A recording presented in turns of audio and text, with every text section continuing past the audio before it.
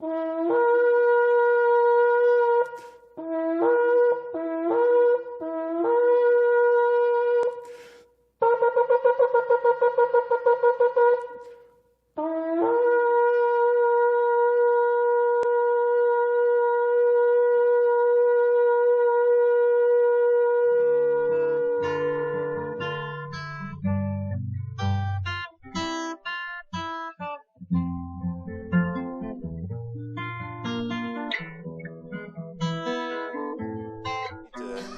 of the letters to the 7 churches that we can find in Revelation 2 and 3. And we looked at these letters in the past and the meaning of the 7 churches, which are multiple. It were the physical churches at that time when John wrote this. But they also stand for a certain period of time throughout the church age. But they also stand for 7 different characteristics that we find in the church throughout all time, and also that we find in individual believers. So each of these 7 letters apply, or we can learn from each of them just as much. So we want to look at the first, or at the letter to the church of Smyrna, and it says there in Revelation 2 verse 8, "And unto the angel of the church of Smyrna write, These things saith the first and the last, which was dead and is alive. I know thy works, and tribulation, and poverty, but thou art rich. And I know the blasphemy of them which say they are Jews, and they are not, but are the synagogue of Satan. Fear none of those things which thou shalt suffer. Behold, the devil shall cast some of you into prison, that you may be tried. And you shall have tribulation 10 days. Be thou faithful unto death, and I will give thee a crown of life. He that hath an ear, let him hear what the Spirit saith unto the churches. He that overcometh shall not be hurt of the second death." It's a short letter. It's actually the shortest of the 7. But at the same time there is a lot in it. What we see, or what we actually don't see in this letter, is criticism or rebuke. There's no real criticism here in this letter, and that's interesting, because this means there is something good here, and that we want to know, of course. There is also not so much praise. They're not really praised for things, but they're also not rebuked for things. So it's quite in balance. Apparently, the people in the church of Smyrna, they are already focused on what they need to be focused. They are aware of what they need to know, and they need little instruction. Although there is some instruction here, as we will see. The theme of this letter, if you would try to label a theme on it, is death. Death is mentioned 3 times in this letter. In verse 8 it says, the first and the last, which was dead and is alive. So here we have death. Obviously Jesus speaking, he was dead, but he is alive. And then in verse 10 it says, "Be thou faithful unto death." Here again we find death. And then lastly in verse 11, "He that overcometh shall not be hurt of the second death." Death returns here different times. But even the name of the church is linked to death. Smyrna is actually myrrh, the spice that we find a lot in the Bible, and this is also related to death. Myrrh is a spice that we find in different ways and has certain characteristics. One of them, for example, is that it is very valuable. We read this actually last week in Matthew 2, where the wise man visits Jesus.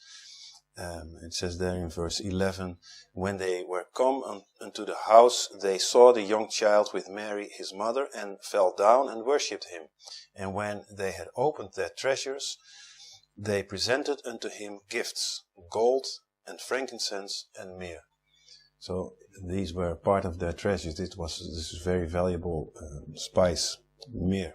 One of the gifts given to Jesus. We looked at this last week also, the meaning of these 3 gifts.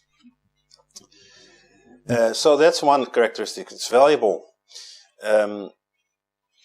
It is also something that we find in the Old Testament where it's being used for consecration. It's a spice that is used in a formula to create an oil that is very special, that is used for consecration.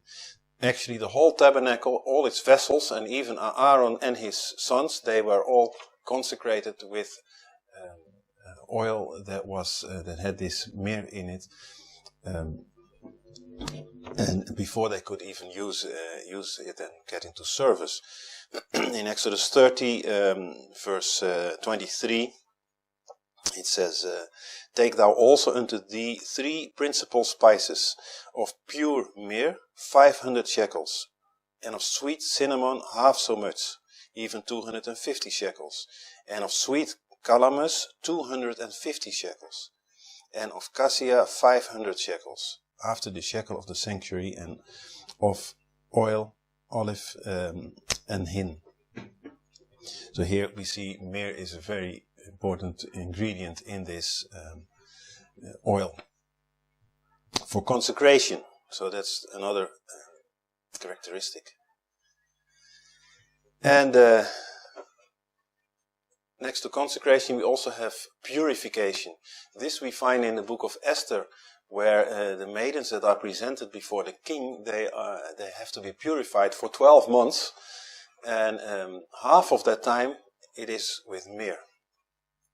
In Esther chapter 2 verse 12, it says, "Now when every maid's turn was come to go in to King Ahasuerus, after that he had been 12 months, after that she had been 12 months according to the manner of the women. For so were the days of their purifications accomplished, to wit, 6 months with oil of myrrh, and 6 months with sweet odors, and with other things of the purifying of the women." So purification, and here, by the way, this myrrh is linked to death as well, and it is like a type here of the death to self before the bride can present herself to the king. It's a picture of us having to go through purification before we can be presented to the King of Kings as bride. And that is the picture that we see here. So it is valuable, it is used for consecration, it is used for purification. But in all it has to do with death. Again, back to the tabernacle, you might remember when we talked about the altar of incense, the incense that was being made was again a formula with 4 spices, and one of them was myrrh. And that is all a type of the prayer. And myrrh in the incense specifically points to, again, to death to self. For a prayer to be effective, there has to be death to self. If it is all about the one who's praying and he is on the forefront, that is not the right posture. We have to put ourselves, humble ourselves. That is what it signifies. So in Exodus 30 verse 34, it speaks about this incense for the altar of incense. "And the Lord said unto Moses, Take unto thee sweet spices, stacte," that's the myrrh, "and onkia and galbanum. These sweet spices with pure frankincense, of each shall there be a light weight." And this formula was also, if you read the rest there in Exodus 30, it was not to be used for any other purpose than this. This was very specific. It was set apart. It was holy for this purpose. So there we see the meaning of death linked to this spice. Then also in Mark 15, this is what may be less known. This is where Jesus is on the cross, and they give him to drink wine mixed with myrrh. In Mark 15 verse 23 it says, "And they gave him to drink wine mingled with myrrh, but he received it not." So you think, okay, why is this mentioned? He didn't drink it anyway, so what's the importance? But myrrh, if it is consumed, it has a similar effect as opium. So it would create a sort of dullness through which Jesus would not be so much affected with all the this torture, this pain. So that's the reason why they gave it often to people on the cross, so that they would be better able to bear this horrific crucifixion. But Jesus rejected it, which means he suffered the full pain of all of this, the full agony of it, without being,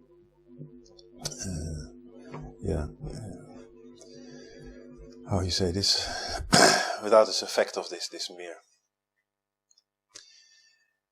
He has said, with that, he has also set an example, because he speaks here in this letter to Smyrna about the tribulation that they will go through. But he says also, I have overcome death. I was dead, but I am alive. So he shows, don't compromise. If he would have taken this wine with myrrh, there would have been a compromise. And so he says, no, don't compromise. I have overcome this. I've set the example. So here it's clearly linked to death and to suffering.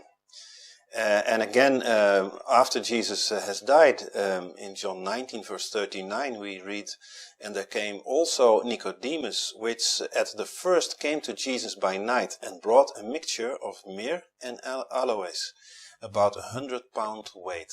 Very valuable, but he brought his wife to embalm the body. This is what they would do. If they would have the money for this, again, it's very valuable. But embalming the dead body, it's again linked to death, to bitter circumstances. It's, by the way, a very bitter spice. That's why in some translations it says when they gave Jesus this wine mixed with myrrh, they gave him bitter wine. But that's because of the myrrh. This bitter taste. But it's linked to this bitter situation, bitter circumstances of death. Jesus says in verse 8 of Revelation 2, I was dead but came to life. So he is encouraging them. In the beginning he's encouraging them. I was dead but came to life. So he's basically said the victory is already there. You don't, whatever happens, you can be sure. And I know from my own experience, that's what he says. Death is not the end. He has overcome it. He has defeated it. And of course, in 1 Corinthians 15, we can read this, where Paul writes, "Death, where is thy sting? Death, where is thy victory? It has been overcome." And Jesus was the first fruits of the resurrection. He is the one who set the example, so to speak. So he knows. As he says here in this letter, he knows what his followers are going through. He says, I know thy works. I know it. But, and what are these? Tribulation and poverty, which is miserable. But he says there right away, but thou art rich. Don't look at these worldly sufferings. Look at the spiritual, and you are rich. And this is a very stark contrast with the letter to Laodicea in Revelation 3, verse 17, is exactly the opposite. They have many things, and they don't realize actually that they are poor, miserable, and naked, as it says there. So you see the big difference here. Not compromising means tribulation and poverty. But, and that's the gist of this letter, only that leads to life. It doesn't mean that every Christian will suffer tribulation. No, many don't. But we should not be surprised if it is so. Now, he says there, I know thy works. And then follows what? Tribulation and poverty. But there's a third one, and that follows, and I know the blasphemy of them which say they are Jews and are not. In this verse, we find it once again later in another letter. This verse is often taken out of context. We have to remember this is a letter to the church. And he is describing what the church is suffering. So, what are they suffering? Next to tribulation and poverty, they are suffering blasphemy. Now, blasphemy in English and in many modern languages, we always associate this with evil speaking about God or against God. But the word in itself doesn't mean this necessarily. Blasphemia, it means slander or evil speaking. And it's used in the New Testament in many cases also when it is against men.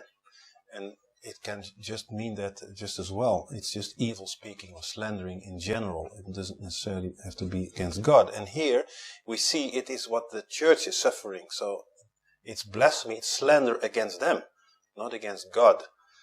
But it's against them. They are suffering this.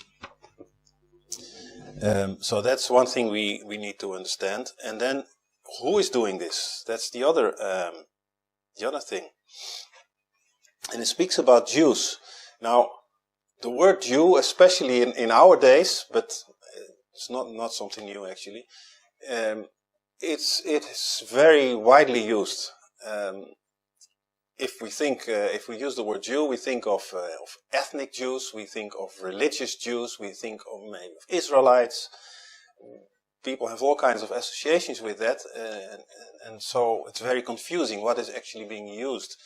And so here it says those that which say they are Jews and they are not, they are the synagogue of Satan. So this is often used in reference to Ashkenazi Jews, that they are not real Jews, but this, in the context of the letter to Smyrna, this does not make any sense.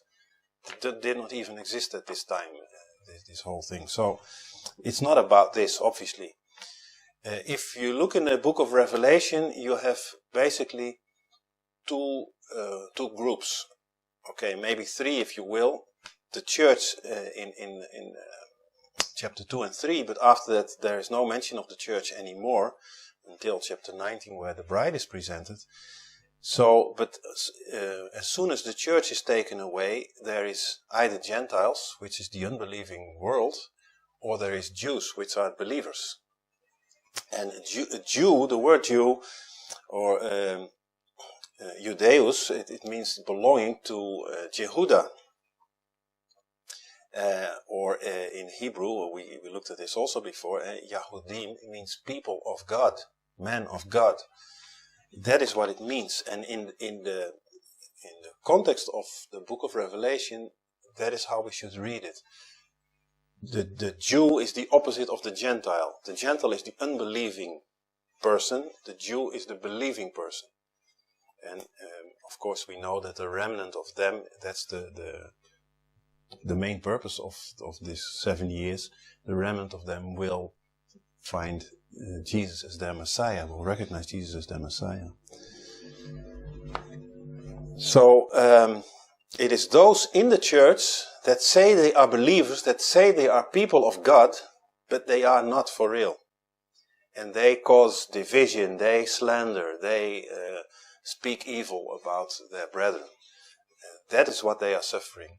So if you are in the church, in the body of Christ, and you are not compromising, you will also find opposition, slandering, evil speak of so-called brothers and sisters that are actually not for real brothers and sisters, but they say they are.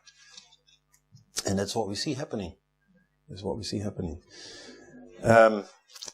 When there are true believers, there is no distinction between Jews and Gentiles, or Jews and former Gentiles, I should say.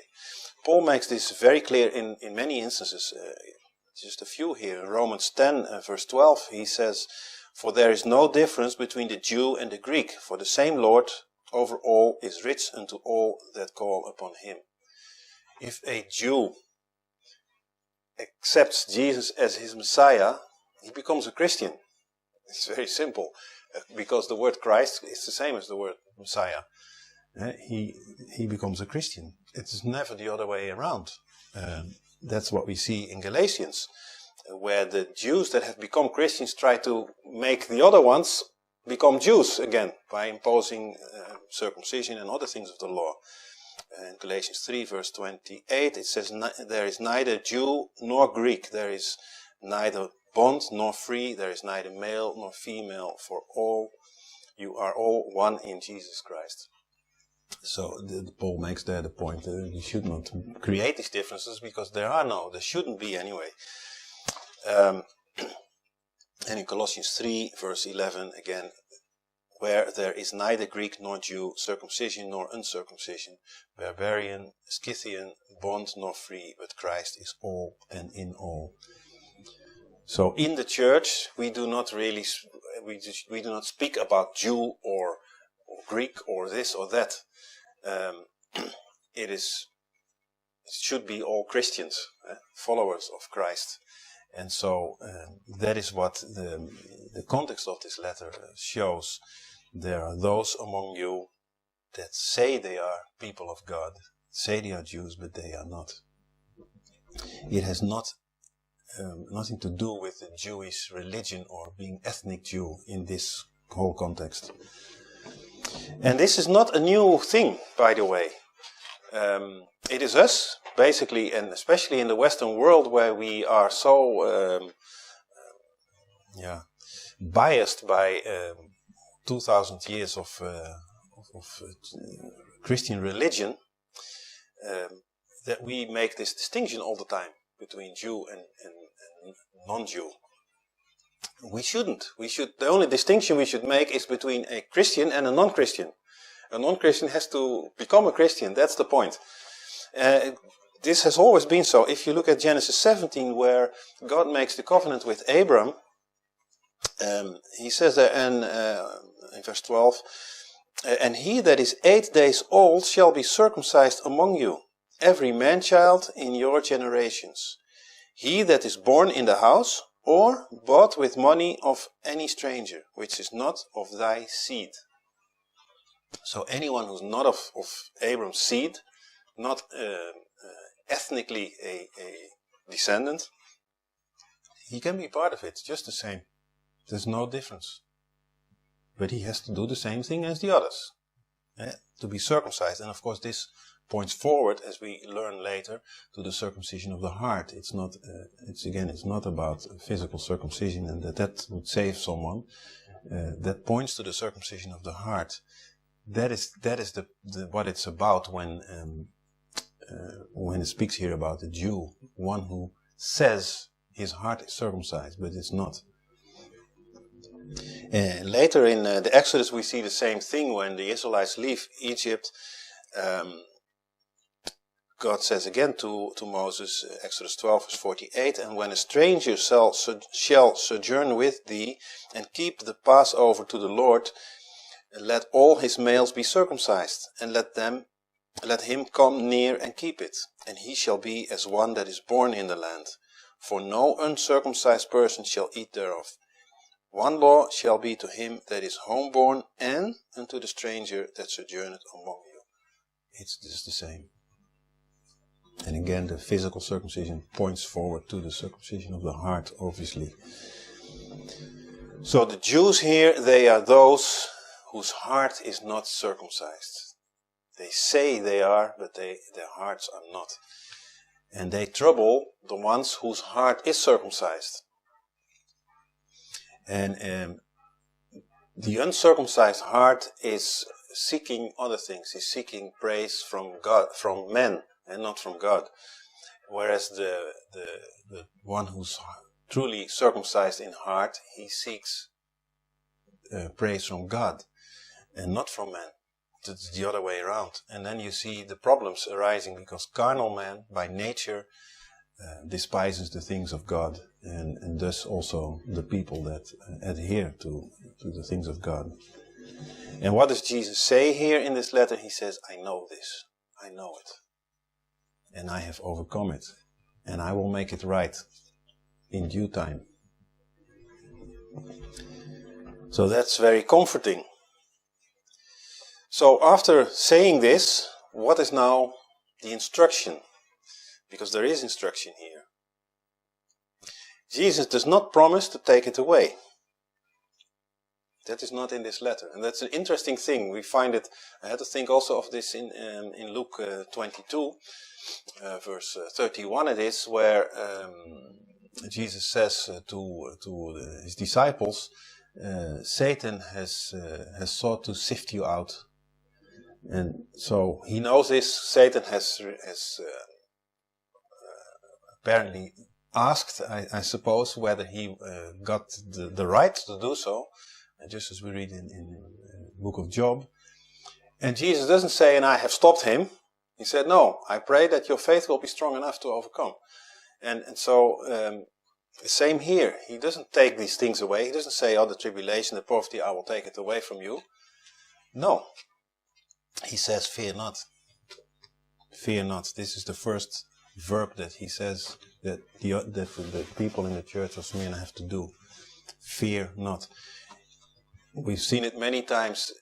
Fear and faith are opposite poles. So if you fear, that means your faith is weak. And if your faith is strong, you will not fear.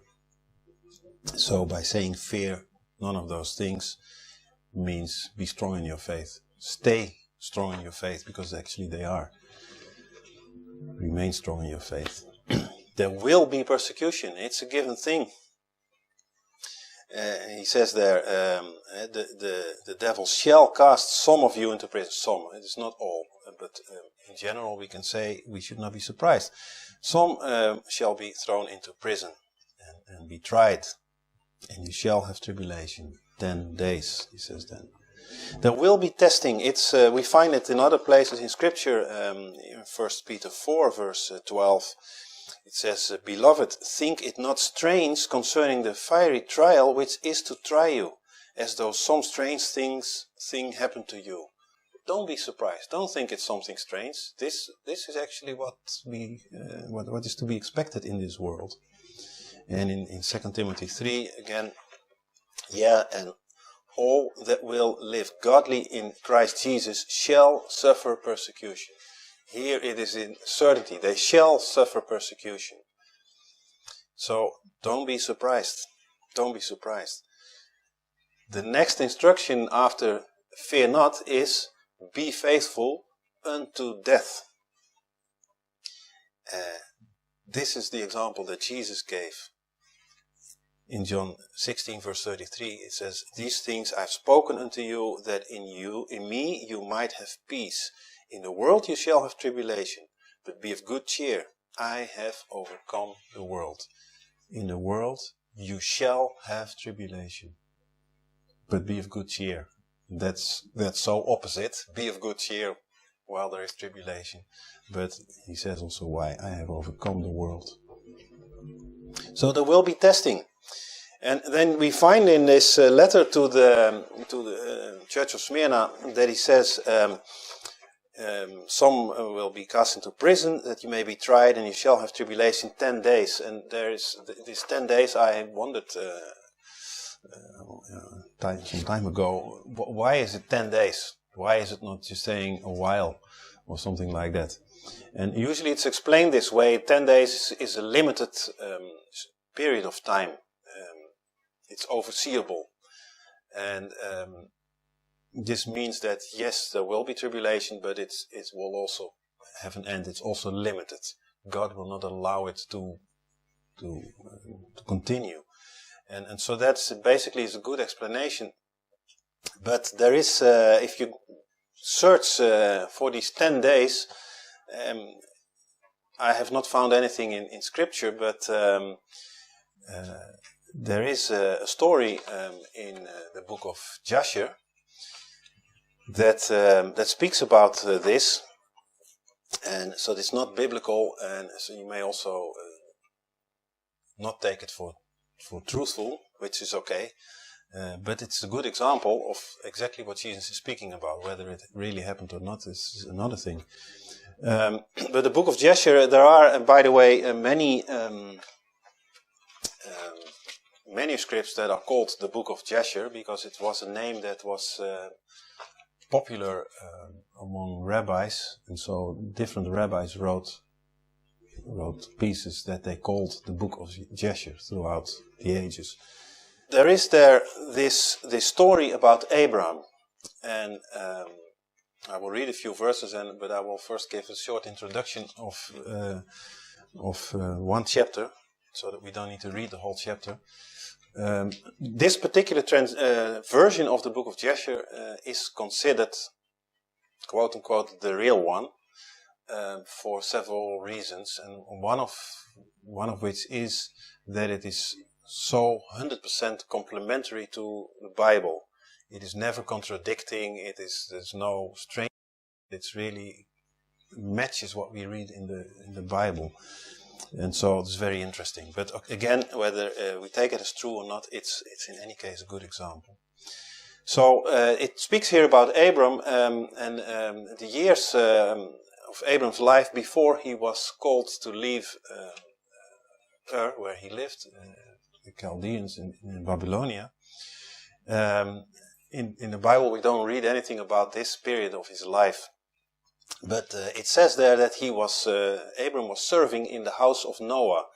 Now, you might remember when we went through the genealogy of Jesus, I gave this timeline, that when Abram was born, Noah was 890 years old. When Abram was born, Noah was 890 years old, and would live for another 60 years. So when Noah died, Abram was 60 years old. So therefore, Abram was serving in the house of Noah, and so he heard firsthand about this great God, and about the time before the flood and the wickedness of man and all these things. He had it firsthand. And then when Abram was 7 times 7 years old, 49 years old, he went back to his father's house. And when he came to his father's house, his father, Terah, was serving as a military commander of sorts with the king. And the king was Nimrod. And we also know Nimrod, of course, from the Bible, the one who began to become a giant. So he was serving, Abram's father was serving Nimrod and fearing Nimrod. Nimrod was not a person you would go against, because that would mean certainly that you would die. And so Abram came to his father's house, back to his father's house, and he saw there a separate room which was filled with idols. There were 12 big idols and numerous smaller ones. And so he asked his mother, who created the heavens and the earth and all that is in there? And his mother said, these gods did that we have there in the room. And so he found this very strange and contradicted, of course, everything he had heard from the house of Noah. And so he asked his father the same question, and his father gave the same answer. It's these gods that we have there in the room, and that's why we worship them. So Abram asked his mother, prepare a nice lamb so that I can offer it to these gods. And so his mother did. His father was not there, didn't know about this. And Abram brought the food, put it in front of all these idols that were made of stone and of wood. And he was sitting there and waiting until one would stretch out his hand and begin to eat this food. But none of these idols moved. And so he went back to his mother. Next day he said, you have to prepare a better meal, because this didn't please them. They didn't even touch it. So his mother makes even better meal. He goes again into the room with all the idols, and he puts it there, and he waits, and he looks from one to the other idol and waits until one stretches out his hand to take from this meal. But nothing happens. And then it says the Spirit of God entered him, and that is the first time that we read, at least in this record, that the Spirit of God entered him. He knew, he had heard the stories, but now the Spirit of God entered, and he became angry, and he understood that these idols had nothing. They could not see, they could not hear, they could not smell, they could not move, nothing. They were actually not gods at all. he became so angry that his father served these dead things that he took a hatchet and he began to smash all these idols, except for one, the largest one. He didn't destroy, and he put a hatchet in the hands of the largest idol. And that was the moment that his father came home. His father just heard this noise of him smashing these idols. So when he left the room, the father came and went into the room and saw that all these idols were broken. And so he called Abram. He said, "What have you done?" And Abram said, "I presented this meal. See, it's still standing here. And the smaller idols, they all grabbed the meal. And the big one became so angry, he destroyed all the other ones. You can see the hatchet is still in his hands." And so Abram's father said, "You are lying to me. You know that is impossible because these statues, they don't have life. They don't have the spirit of life. They can't move. They can't do anything. I made them with my own hands."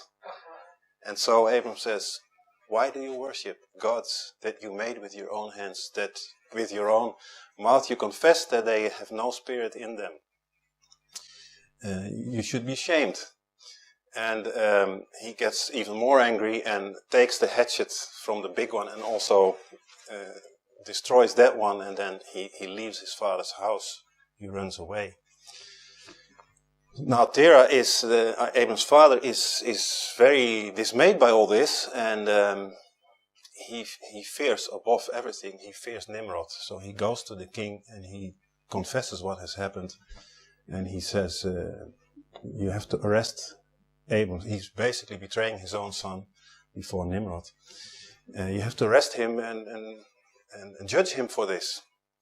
And so Abram is arrested. He's brought before the king. The king asks him and says, "I've heard this and that. Why have you done this?" And Abram says basically the same. He says, "I didn't do it. It was the bigger God who destroyed the other ones." And Nimrod says the same. He says, "This is impossible. You know that these gods of wood and stone, they have no spirit of life in them that they can see and hear and move." And so Abram says basically the same. He says, "Why do you make your people worship these gods? This is wicked, what you are doing." And of course, because of that, he has to suffer. And so that is in chapter 12 of the book of Jasher.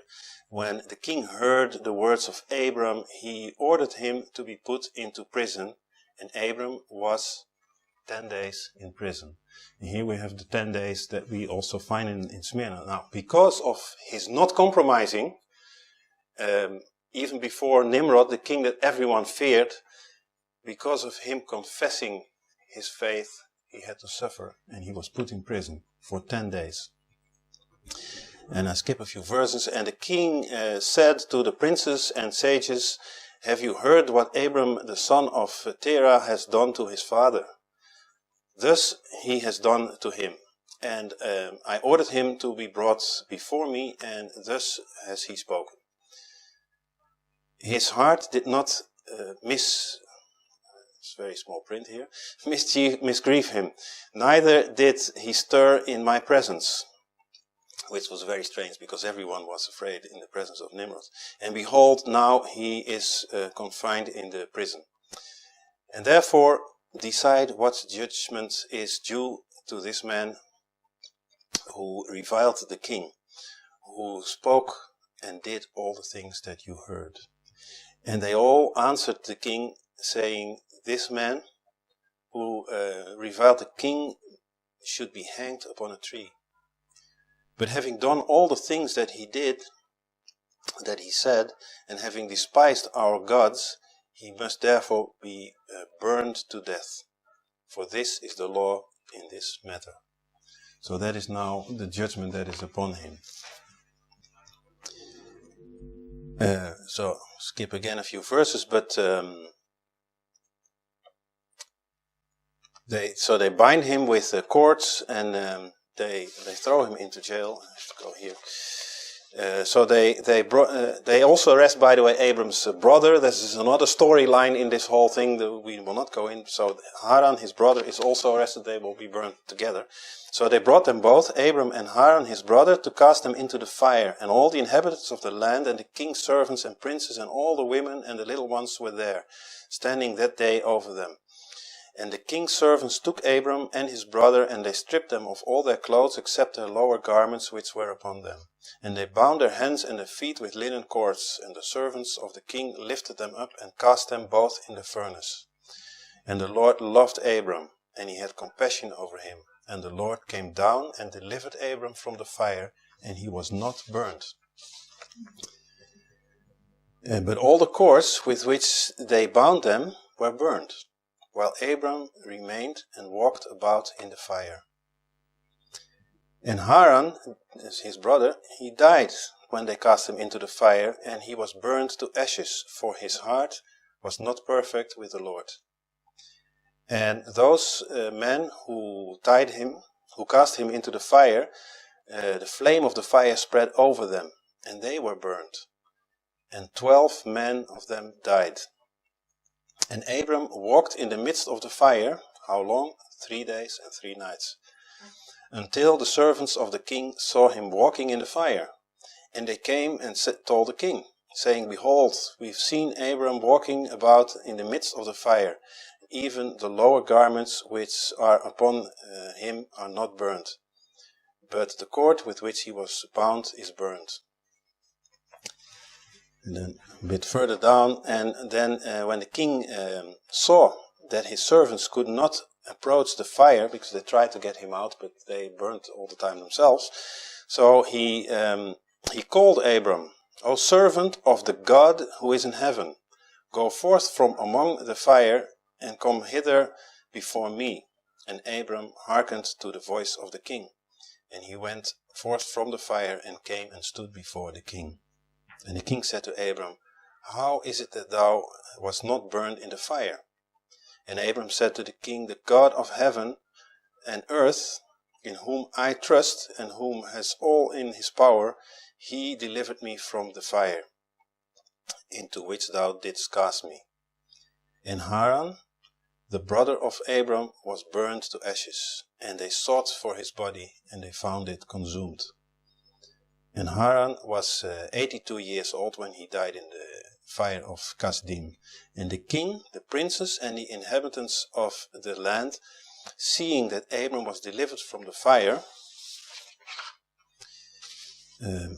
they came and bowed down to Abram. And Abram said to them, Do not bow down to me, but bow down to the God of the world who made you, and serve him, and go in his ways, for it is he who delivered me from out of this fire. And it is he who created the souls and the spirits of all men, who formed man in his mother's womb, and who brought him forth into the world. And it is he who will deliver those who trust in him from all pain. And this thing seemed very wonderful in the eyes of the king and princes, that Abram was saved from the fire, and that Haran was burned. And the king gave Abram many presents, and he gave him his 2 servants from the king's house. The name of the one was Oni, and the name of the other Eliezer. And all the kings, princes, and servants gave Abram many gifts of silver and gold and pearl. And the king and the princes sent him away, and he went in peace. And Abram went forth from the king in peace, and many of the king's servants followed him. About 300 men joined him. And Abram returned on that day and went to his father's house, and he and the man that followed him. And Abram served the Lord his God all the days of his life, and he walked in his ways and followed his law. And from that day forward, Abram inclined the hearts of the sons of men to serve the Lord. So, in the beautiful story, we see that he trusted God with all his heart, and for that he was imprisoned for 10 days, but he was delivered, and he was delivered even from the fire that followed afterwards. We also find out here how Eliezer became his servant and how he begot his riches and his 300 men that we all find in Genesis. Standing to the faith can cause persecution. This is a story that beautifully illustrates it.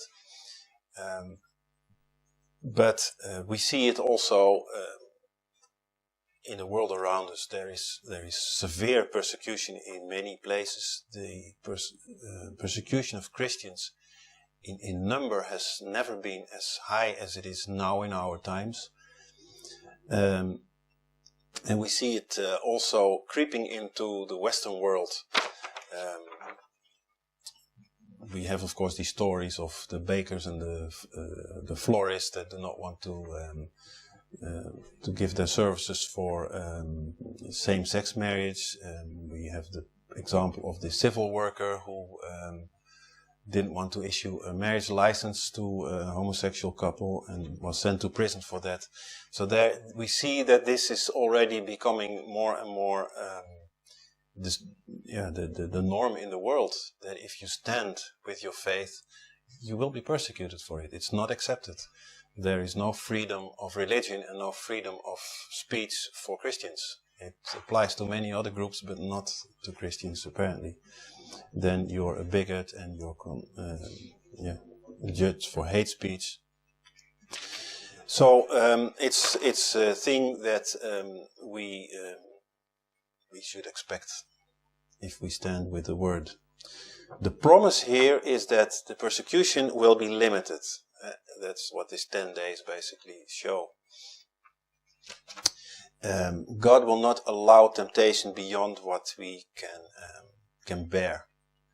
And sometimes we think we can bear less than God knows that we can. So we might feel that it goes beyond what we can bear, but God will also give the strength. This is what we find, of course, in 1 Corinthians 10, verse 13. He will also make the way to escape, that we are able to bear it. No man is able to bear it, to be thrown into a fiery furnace. But we see here in the story that God delivered him. And we find, of course, the same with Daniel. Be faithful unto death is the instruction here in this letter, but it is only half the sentence because it continues, and I will give thee the crown of life. We must be faithful unto our last breath, unto death. That is an important thing. We cannot lean on faithfulness in our past. We cannot say that in the past I did all these good things, or in the past I was so strong with the Lord. That's nice, but it is about now. It has to continue, and it has to be every moment until our last breath. We see in Revelation 3, verse 11, the same. Behold, I come quickly, hold thou fast which thou hast, that no man take thy crown. You have to hold fast unto it until the end. Otherwise someone else may take this crown, the crown of life. James 1 verse 12 says the same. Blessed is the man that endureth temptation, for when he is tried, he shall receive the crown of life, which the Lord hath promised to them that love him. That is a beautiful promise that is attached to this instruction. Jesus gives life, and he says even in the end of this letter, with this you will overcome the second death, which of course we read about later in the book of Revelation. The second death, that's the final fate, but that becomes powerless. I think I said this before, if you are born once, you will die twice. You will die physically, you will die also in the second death, eternally. If you are born twice, you will die once. In other words, if you're born again, you will die in this physical life, yes, except for this last generation, but you will die in this physical life, but you will not die in the second death. So born once, you die twice. Born twice, you die once. Second death will be rendered powerless. The first death may though come with lots of suffering, and it may come violently. But the second death is powerless. And that is what it's all about. So this letter here with the theme of death ends with a promise of life. Of life abundantly and of life eternally. Amen.